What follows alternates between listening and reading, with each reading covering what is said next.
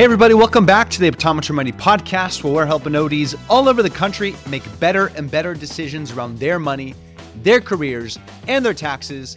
I am your host, Yvonne Mindrin, certified financial planner practitioner and owner of Optometry Wealth Advisors, an independent financial planning firm just for optometrists nationwide. And thank you so much for listening. Really appreciate your time and your attention today. And on today's episode, I want to dive into tax-efficient investing, or what I often call tax-smart investing, because taxes basically show up in every aspect of your finances. It's just always something that we're planning around in one way or another, and that's no different than investments. In fact, if you think about two investors like you and I, we can have the exact same pre-tax returns over time, but end up with very different after-tax wealth throughout our careers. And that may not be anything to do with market timing or picking the right investments or taking more risk or less risk.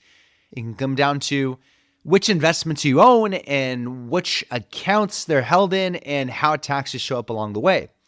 So taxes have to be thought about when you're investing. And today I want to go through why taxes matter in the first place. I want to talk about the different types of accounts, the containers that we can use, the tax characteristics of common investments, and how to pair the right investments with the right accounts. And the goal here when trying to invest tax efficiently is not to avoid taxes at all costs. It's to maximize after-tax returns, after-tax wealth over your lifetime.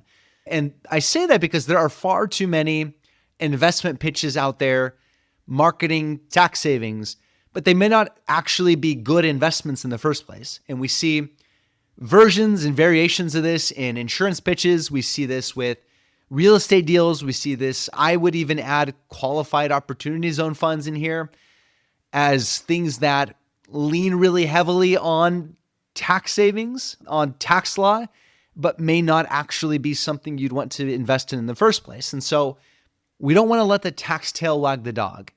We want to first own good investments and then try to maximize return over time while minimizing taxes along the way. So why do taxes matter? Well, if you own a taxable investment account, you're about to be reminded of that over the next month or two as you get your 1099s from those accounts. And it's going to show you exactly how much income those accounts created. Because especially in taxable brokerage accounts, let's set aside retirement accounts and all that stuff, but just focusing on taxable investment accounts.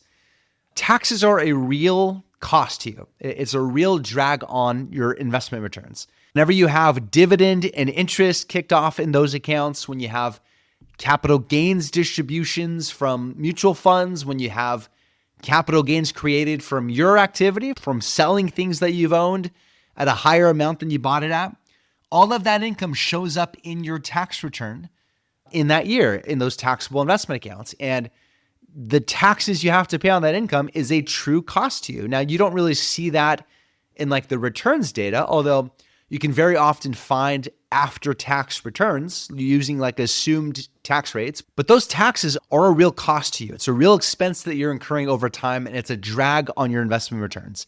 And unlike market returns, the ups and downs day-to-day of the market, taxes are something you can usually control to a meaningful degree. And zooming out even beyond that, if we zoom out even further, taxes don't just impact this year's return, they also affect future taxation, especially through retirement. Because when you think about the investment accounts that you use, like retirement accounts, pre-tax Roth or taxable investment accounts, even the different assets you have, like directly held real estate or things like that, or if you are a passive owner or active owner in a practice, all of those things impact the tax costs through retirement, which is a major expense to plan around at that phase in your life. So the type of accounts you use to invest can impact your lifetime taxes in that way. And so when I think about tax-smart investing or tax-efficient investing, I think there's two parts to it. There's the account types that you use, the type of investment accounts that you use, which all have their different tax characteristics. And then there's the actual investments themselves and the type of income they kick off. Both of those things can impact your lifetime taxes. And so let's start with the containers, the type of accounts you use while investing. And the first one we'll talk about are taxable brokerage accounts. How are those taxed? When you put money into a taxable brokerage account, you don't get a tax benefit like you do with a retirement account. You don't get a deduction for putting money into it, but you also don't get taxed when you withdraw from it. However, in a taxable brokerage account, all of the investment income that's kicked off in those accounts shows up on your tax return as we talked about in that year. So that's dividends and interest, it's capital gains when you sell, plus any capital gains distributions passed on by mutual funds. And the exact tax rate you're going to see depends on the type of income that's kicked off from those accounts. So long-term capital gains, if you own an investment for longer than 1 year and then you sell it, that's considered a long-term capital gain. That type of investment income has more favorable tax rates. It's going to be 0 or 15 or 20% depending on your taxable income. And then with all of this investment income, there's a potential extra 3.8% net investment income tax that you have to think about as well, depending on your income. However, if you own something for exactly 1 year or less, and then you sell it, then it's taxed as a short-term capital gain. And that's taxed just like all of your other income, less favorable tax rates, 22%, 24, 32, so on and so forth. So usually you're wanting to try to avoid those short-term capital gains. And then we have dividend income. And dividend income can either be qualified dividend income, which there's a certain definition of which ones are qualified or non-qualified. So if it's qualified dividend income, then they get that same favorable tax rate as long-term capital gains, 0, 15, or 20%. If it's non-qualified dividend income, then it's taxed at those ordinary income tax rates, the less favorable ones. And then some investments, which we'll talk about a little bit later, especially REITs or bonds, tend to create income that's taxed less favorably in taxable investment accounts. For example, the interest that bonds tend to kick off. So we'll talk about that in a little bit. So the type of investments that you're investing in those taxable brokerage accounts, and it could be an individual account, it could be a joint tenants account or a community property account, it could be a living trust account. For all of those taxable type, non-retirement type accounts, the type of investments that you're owning in them have a really big impact on the tax outcome over time. The second one are pre-tax retirement accounts like traditional IRAs, 401ks, pre-tax 401k contributions. Those accounts, when you put money into them, you get a deduction. So you're deferring tax on that income. And then it grows and all that investment income just stays in this retirement account bubble. You don't pay taxes on any of that income while it's growing. And then in retirement, when you withdraw dollars from those accounts, then those dollars are taxed as ordinary income, whatever amount you withdraw from those accounts. So that's pre-tax retirement accounts. And then you have Roth retirement accounts. It could be a Roth IRA, it could be a Roth 401k. And Roth accounts are the flip opposite. Roth accounts, you don't get a deduction for putting money into it. You're just putting after-tax dollars into it. And those dollars just continue to grow and compound. You don't pay tax on the income along the way. And then once you get to retirement, assuming you follow the rules, the full amount should come out tax-free. So the tax advantages are flipped there. And then lastly, we have health savings account, the HSAs. HSAs are, at least at a federal tax level, triple tax advantage. You get a deduction for putting money into it. You can invest the funds in an HSA and it grows just like a Roth IRA federally. And then when you withdraw from it, as long as you're withdrawing for qualified medical expenses, those withdrawals come out tax-free. Now, each state can treat that a little bit differently. California, for example, recognizes none of those benefits, but at a federal level, you get this really awesome triple tax advantage with an HSA. And so you have all of these different accounts, all of these different containers, and each of them have a different tax characteristic. Of course, they all have different levels of flexibility too, because retirement accounts have certain restrictions around when you can get access to them without penalty. HSAs, you have to withdraw for a very specific category of expenses. And then with taxable investment accounts, you have full flexibility. You can use the funds whenever and however you want, and you can put as much into those accounts as you want. So various levels of flexibility, but also different type of tax characteristics, especially when you take money out of them. So those are the accounts. Now let's talk about the second layer, the actual investments themselves. And this is what you're actually going to be buying in these accounts. And the first one are stocks. What type of income do stocks kick off? Well, it's dividends, right? And it can be qualified dividends. It could be non-qualified dividends. But Stocks generally tend to be more on the tax efficient side because what you're seeing from stocks tends to be the more qualified, more favorably taxed dividend. And then there's capital gains, of course, when you sell those stocks, specifically in a taxable investment account, right? So dividends, and then you do have to worry about tax capital gains as well. Bonds, on the other hand, bonds are really tax inefficient. It kicks off a lot of yucky income. Taxable bond interest, generally, is taxed as ordinary income. So it's taxed just like interest from a savings account at all of your regular income tax rates, which is very often why you don't want to see these in something like a taxable investment account. There are some exceptions. For example, municipal bonds, that interest from muni bonds are federally tax-free. And then the state tax rules around that may actually vary from state to state. And then treasuries are the flip opposite. Interest from US treasuries are exempt from state tax, but are taxed federally. Usually the saying is that governments will tax themselves, but not each other. So a state muni bond is often taxed by the state, but not federally. US treasuries taxed by the US government, but not by the state. And then lastly, we have REITs. And REITs are high income investments. REITs are required to distribute most of the taxable income. That means they tend to throw off larger regular distributions compared to a broad stock market index. Those distributions are usually non-qualified dividends, so they're commonly taxed at ordinary income tax rates, possibly again subject to that 3.8% additional tax. But that being said, qualified REIT dividends may actually be eligible for the 20% QBI deduction that your optometry practice benefits from. So a little bit of a benefit there, but overall, a lot of income, usually non-qualified income coming out of these REITs. So we have stocks, we have bonds, we have REITs, and then we have the mutual funds and ETFs that own them. For the most part, especially if you're a client of my firm, we're going to be owning ETFs and potentially mutual funds. And those funds basically just pass through the same type of income based on what's inside of them. So stock mutual funds, those stocks inside of those funds are creating dividends. And so the funds are going to pass those dividends on to you, and you're going to be taxed that same way. And that dividend income is going to show up on your tax return. Same thing with REIT funds, same thing with bond funds. And if it's a mix of all of those, it's a mix of this dividend income. So it really depends on the type of mutual fund or the type of ETF you own. Is it a stock mutual fund? Is it a bond mutual fund? Is it something else? Those mutual funds are just passing that income along to you, the owner. And what's also really important about mutual funds or ETFs are how those funds are managed.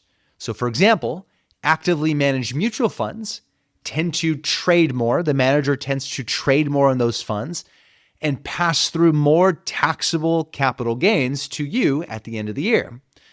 Index funds and more passive factor-based funds, they tend to be more tax efficient. They are more rules-based. There's going to be a lot less turnover in those funds, a lot less trading, I should say, buying and selling in those funds.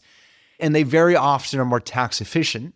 And they're very often more tax efficient. And there are, in the decades of academic work around how often these actively managed mutual funds underperform their benchmark or the market as a whole, among the list of reasons why that is and why we would assume that continues on are taxes.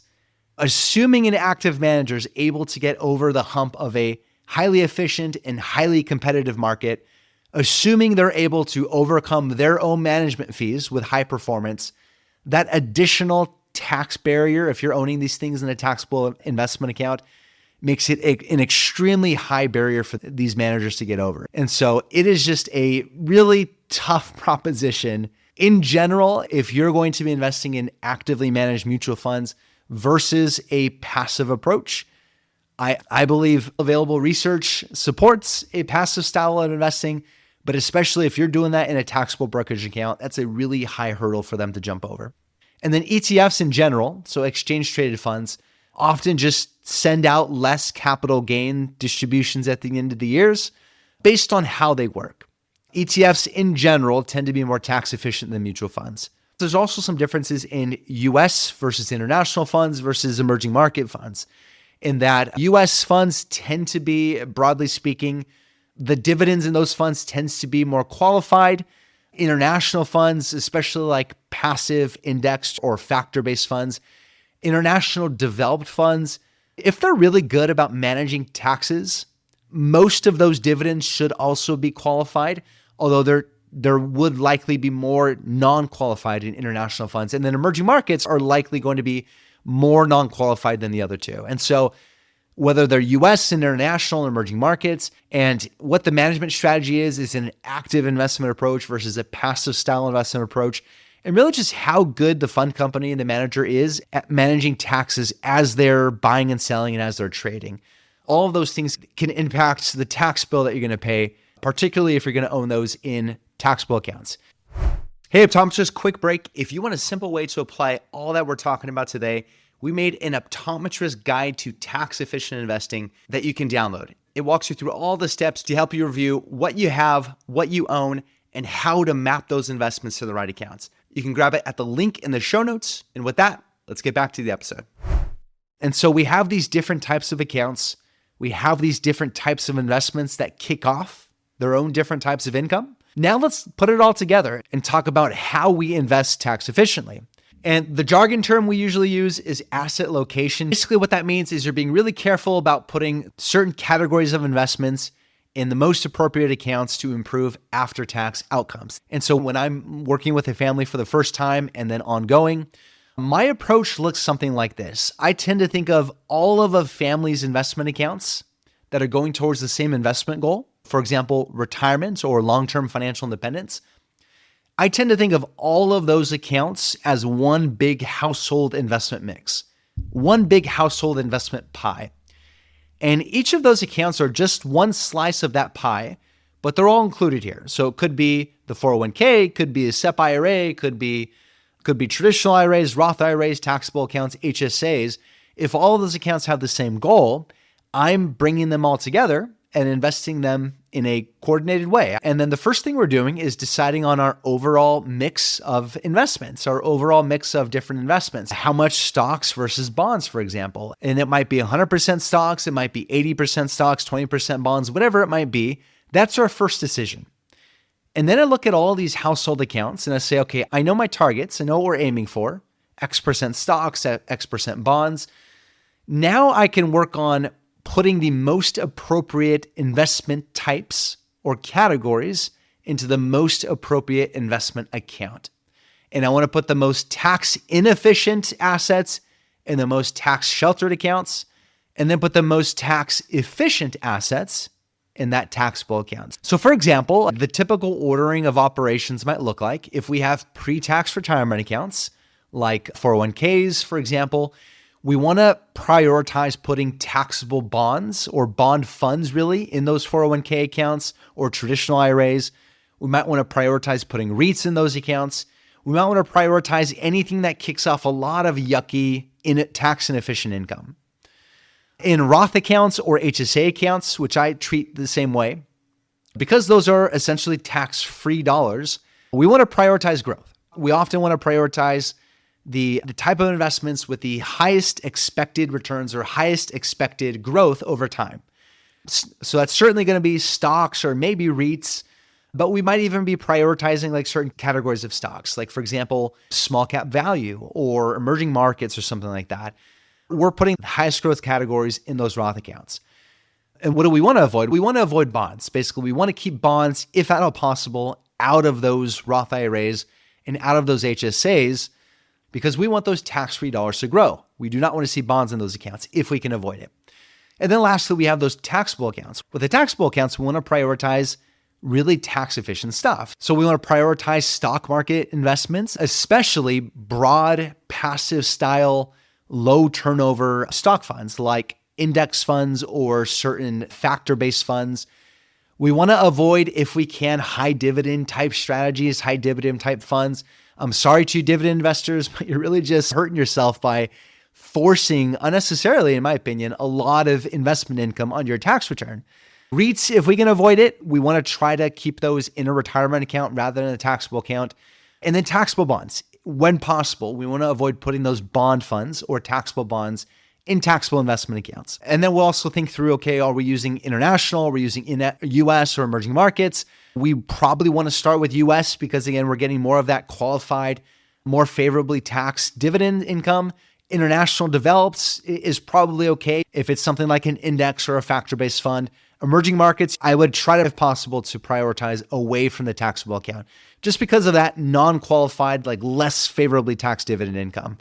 And so you can look at these accounts and try to place the most appropriate investments in the most favorable type of accounts. And then you just keep that balance over time. And if you need to rebalance, rather than looking at it as each account being handled separately, you can rebalance across all of these accounts as a household. And this is something we do to try to optimize that after-tax wealth over time. And of course, there are always constraints. These are very general guidelines. Obviously, everyone's situation is a little bit different. Everyone's constraints are a little bit different. Like everything else investment related, you want to look at your own specific situation, talk with your own advisor about what makes sense for you. For example, in those taxable accounts, you have to look at taxes. If you sell a bunch of those funds to reinvest them, is it going to create too much capital gain income, or should you be doing that over time?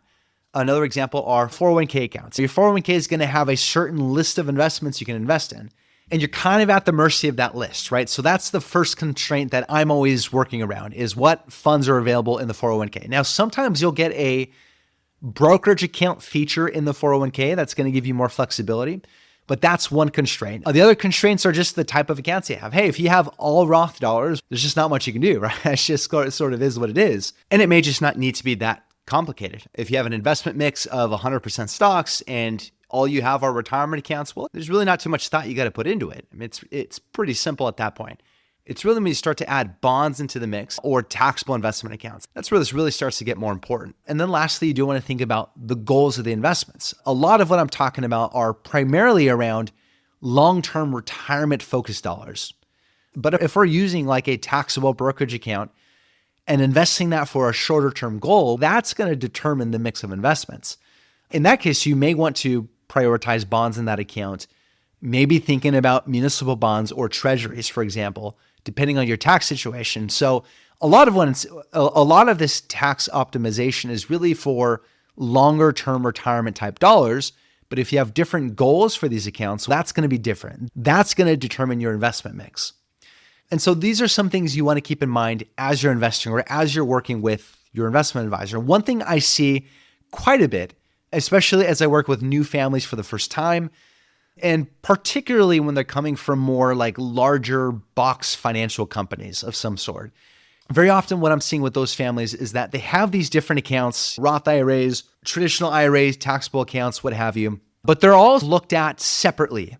They're more so looked at as products that are being offered and not so much as the families being served holistically, looking at everything together. And so each account is managed separately. Each account has its own mix of investments. Sometimes it's the same mix of investments across the board. And when they're all managed separately, very often what you see is just tax-inefficient investing. Less favorable account categories going into the less favorable accounts. So very often we see bonds in Roth IRAs or bonds in taxable brokerage accounts, for example. It's something we can very often clean up and improve and add something right away to the family and their investments. So you do want to think about taxes as you're investing. And then you can think about tax planning activities moving forward. So for example, if you have taxable investment accounts, you can use tax loss harvesting when it makes sense. And that's one way to improve the after-tax returns of that account. If you're preparing for a very specific event, so for example, the sale of a practice or the sale of a property, or if you're planning immediately after the sale of your practice, there's even more, we'll just say like exotic tax planning opportunities with those types of accounts. And so there's things that I as an advisor would look at in an ongoing fashion to improve the amount of dollars a family is going to have to spend over their lifetime after taxes. And keeping in mind those stealth taxes, that 3.8% net investment income tax, even those student loans on an income-driven repayment plan, that's a stealth tax that you don't necessarily think about. And then when you get into retirement, there's things like additional higher Medicare premiums, there's additional taxation on Social Security. So there's a whole other list of additional taxes or things that are like taxes that you have to think about. And to wrap up, what are we focusing on? Well, remember, we don't want to let the tax tail wag the dog. Don't only invest with taxes in mind. You want to invest in good investments, prudent investments. You want to take a sound, evidence-based investment approach while trying to minimize those taxes along the way. And because taxes are a real cost to you, it is a drag on your returns, and it's a drag on your wealth over time. It's going to lower the future potential spending capacity you have, especially as you get into retirement. And so just like management costs on the expense side, we want to make sure we're planning around taxes on the investment side as well. And again, for me, it starts with knowing your target mix of investments you're aiming for as a household, what accounts are included in that goal, and based on the goal that you're investing toward, inventorying all of your accounts, what accounts are going towards that goal, and then trying to put as much as possible the most appropriate category of investment in the most favorable category of account. And that's what we call tax smart investing. Hopefully this is helpful for you. If you want to actually apply what we talked about today, we've put together a free tax location review checklist you can download. It walks you through how to inventory your accounts, identify tax inefficient holdings, and think through whether your investments are in the right place. You can use this on your own or together with your financial advisor. You can download it using the link in the show notes or at www.optometrywwealth.com/taxsmart.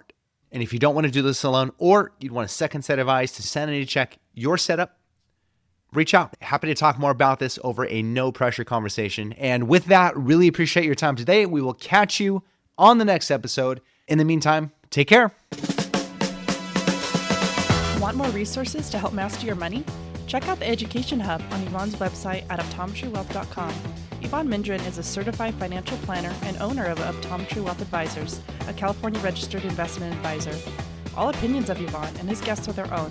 This show is for informational purposes only and should not be relied on for specific investment, legal, tax, or other decisions.